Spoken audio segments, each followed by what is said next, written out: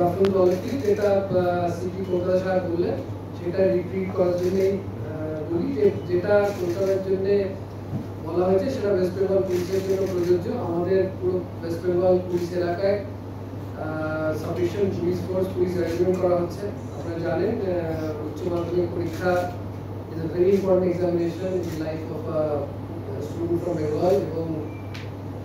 যদি কোনো রকম ডিস্ট্রাকশন হয় সেটা একটা তার ক্যারিয়ার তার লাইফকে খুব বাজেভাবে ইম্প্যাক্ট করে, এবং সেটা মাথায় রেখেই সব রকম ব্যবস্থা করা হবে। অল ইউনিটস যারা আছে আমাদের যত বেঙ্গলের all districts, all commissionerates, all GRP, SRP সবাইকেই সেন্সিটাইজ করা হয়েছে যাতে কোনো রকম অবস্ট্রাকশন, কোনো রকম বাধা যাতে কোনো স্টুডেন্টরা অ্যাডভার্সলি ইম্প্যাক্ট হতে পারে সেটা যেন না হয় সেটা দেখার জন্য তো প্রচুর করে সংখ্যায় পুলিশ রাস্তায় থাকবেন। কারণ যদি কোনো রকম অসুবিধা হয় will be there to help and intervene immediately. তাছাড়া যেটা বললাম কোনো অবস্ট্রাকশন এক জায়গা হলে তার একটা ইম্প্যাক্ট, কোনো রকম ডিস্ট্রাকশন অবস্ট্রাকশন যদি আমরা দেখি তো সেই হিসেবে কিন্তু অ্যাকশন নেওয়া হবে যা লফুলি ইম্প্যাক্ট করে বা লিগালি যেটা আমাদের পাওয়ারে বা আয়তার ভেতরে আছে সেটা কিন্তু আমাদের করতে সব ইউনিটদের নির্দেশ দিয়ে দেওয়া হয়েছে। এবং এটাই এক্সপেক্ট করবো যে সবাই যেন ব্যাপারটা মাথায় রাখেন এবং স্টুডেন্টদের জন্য যেটা বলা হয়েছে যেরকম হেল্প আপনারা প্রতিবারই দেখেন, মাধ্যমিক পরীক্ষার সময় দেখেন, উচ্চ মাধ্যমিকেও দেখেন,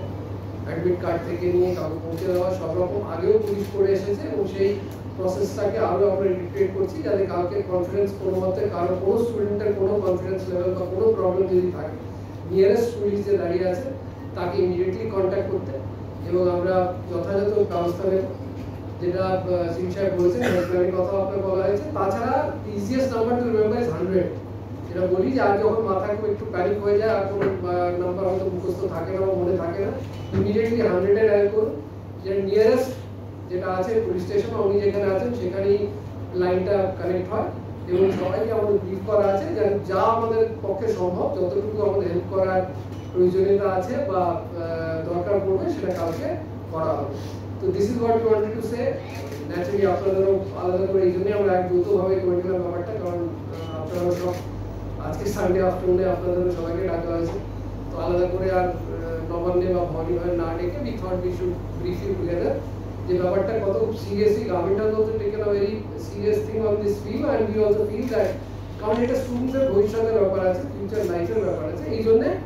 ডিটেল যে আমরা অ্যারেঞ্জমেন্ট করেছি বা আমাদের যেটা একটা ব্যাপার আছে যেভাবে কালকের আমরা পুলিশ অ্যারেঞ্জমেন্ট বা পুলিশের যে কালকে রাস্তায় যে আমাদের থাকবে সেটা আপনাদের সঙ্গে শেয়ার করার জন্য আসা। Traffic management again is a very important component এবং সেটাকেও আমাদের ট্রাফিক ডিপার্টমেন্ট অল ইউনিটসদের সেই হিসেবে যাতে এক স্টপ থেকে এক স্টপ যাওয়া বা নিজের এক্সামিনেশন সেন্টার অবধি পৌঁছানো, এটা রেলওয়ে স্টেশন হোক বা